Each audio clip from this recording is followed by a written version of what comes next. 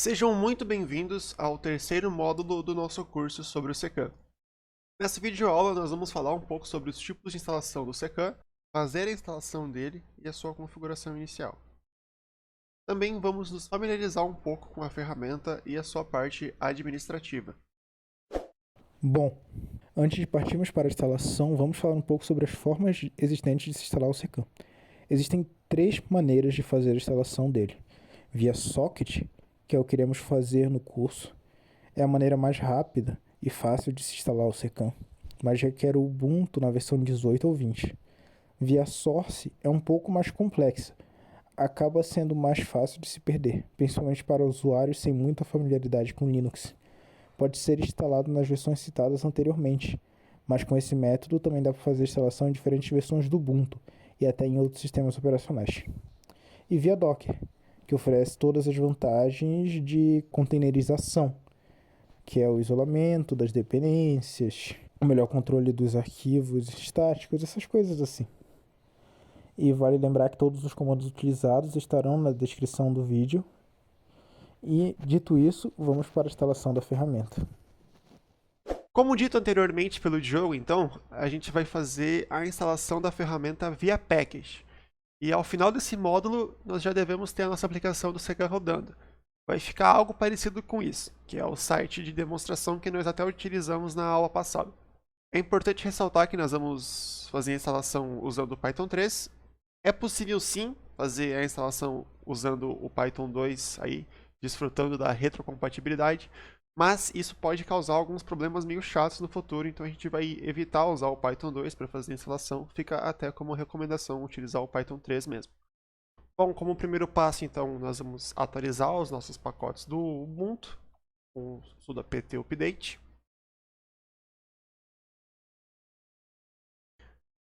Feito isso, nós vamos instalar os pacotes que o Secan requer.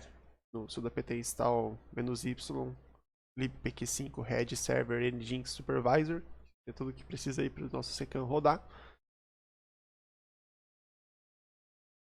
Quando tudo tiver instalado bonitinho, a gente pode fazer o download do package no Ubuntu 20.04 ou no Python 3, que é o link que tem na descrição aí, é esse package que ele vai fazer o download. Após terminar o download, então, a gente pode rodar o nosso comando de instalação, tudo de pkg-i, nome do arquivo que a gente acabou de baixar, Python Secan, só dá um tab aí que ele completa, e a gente pode executar o comando então. Agora a gente vai fazer a instalação do Postgres, que é responsável pela parte de banco de dados e armazenar os dados do Secan.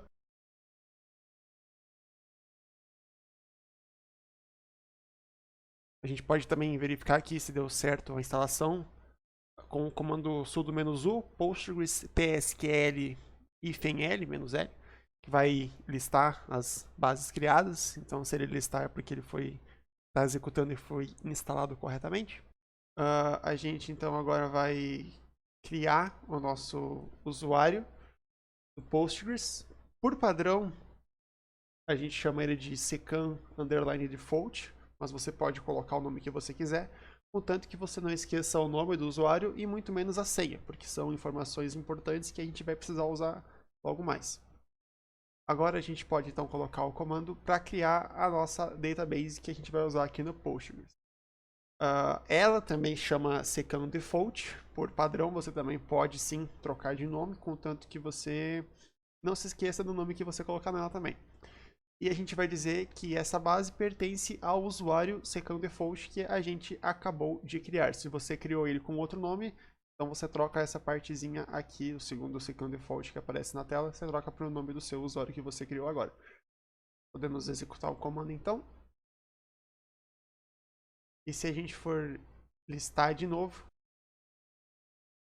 a gente vai ver que a nossa base está criada e que ela pertence ao nosso usuário. Muito bem, agora a gente vai fazer a instalação do Solr, ou SOLR. Ele é responsável pela parte da pesquisa, pelo mecanismo de pesquisa do Secan. Na última aula, no último módulo, foi comentado sobre a feature de pesquisa fácil do Secan, a grande parte dessa pesquisa fácil é fruto do Solr, é ele que disponibiliza essa feature pra gente. Então a gente pode rodar o comando de instalação do Solr, todo apt install -y solr tomcat.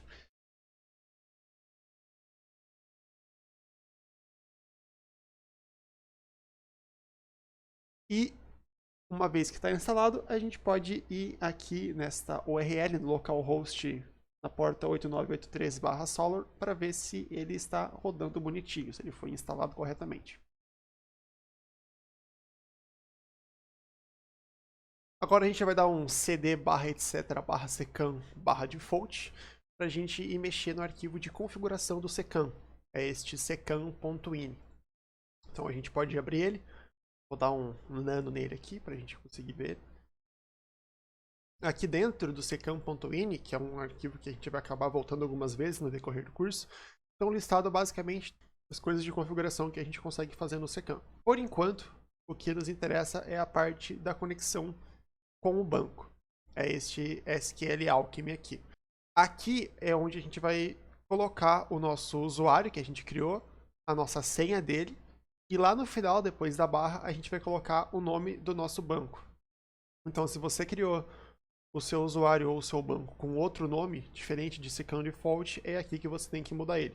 E esse pass, aqui do lado do arroba, é onde você vai colocar a senha do seu usuário. Agora aqui no site URL, provavelmente no seu vai estar escrito, vai ter o link do site de demonstração do secam. Só para não ter nenhum problema, recomendo que troque aqui para localhost mesmo. Feito isso, então, a gente pode salvar o arquivo e fechá-lo. Agora a gente vai rodar então o comando que inicia as tabelas no nosso banco que a gente configurou aí. Sudo secam db init, então, rodar o comandinho. Se deu tudo certo, então vai aparecer essa mensagem de sucesso aí na inicialização do nosso banco. Agora, para essas mudanças fazerem efeito, a gente só tem que reiniciar aqui o supervisor e o Nginx. Então a gente vai dar um sudo supervisor ctl reload e também um sudo service nginx. Peraí que escrevi errado. Aí, foi. Restart. Então, com esses dois serviços reiniciados, a gente pode dar um supervisor ctl reload aqui, quer dizer, status, para ver se está tudo certinho, tudo executando corretamente. Então agora a gente pode ir aqui no nosso secam, e a URL dele é só localhost, né? E vai estar tudo certo. A gente pode ver que ele está praticamente idêntico ao site do... Tirando aqui que está em inglês, né? Deixa eu colocar em português. A gente vai ver que ele está idêntico ao site de demonstração, só que ele estava em inglês e também não tem nenhum dado, né? Visto que não tem nada no nosso banco. Então, agora com o nosso secam instalado e configurado, a gente pode partir para a parte de familiarização da plataforma e também da parte de administração.